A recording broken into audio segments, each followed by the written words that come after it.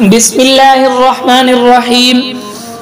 میرے عزیز دوستو، موت کو آنے سے لوہے کا سخت سے سخت دروازہ بھی اسے روک نہیں سکتا، مضبوط سے مضبوط قلعہ بھی اسے بچا نہیں سکتا، بڑے سے بڑا لشکر بھی اسے اپنی پناہ میں رکھ نہیں سکتا، نہ مول دولت، نہ اہل و عیال، نہ دوست رشتہ دار اسے کچھ نفع پہنچا سکتے ہیں، بلکہ اللہ تعالیٰ کا یہ اٹل فیصلہ ہے، اینما تکونوا یدرککم الموت ولو کنتم فی بروج مشیدہ، کہ تم جہاں مرضی چلی جاؤ تمہیں موت آ کر رہے گی، خواہ کسی مضبوط قلعے میں چلے جاؤ، بلند برجوں میں جا کر چھپ جاؤ، وہاں بھی موت ضرور آئے گی۔ غفلت کی زندگی سے نکل آؤ ورنہ موت ساری عیاشیاں ختم کر دے گی۔ دوستو، غفلت سے نکل جاؤ، دنیا کی زندگی اور بہار چند دن ہے اور سفر آخرت قریب ہے، وہاں کا سرمایہ اور خرچ جمع کر لو، اللہ اور اس کے رسول کے حکموں کی تابعداری کرو، اپنے برے اعمال سے توبہ کیا کرو، موجودہ زندگی کو غنیمت جانو، ورنہ جانے کے بعد اس سے بھی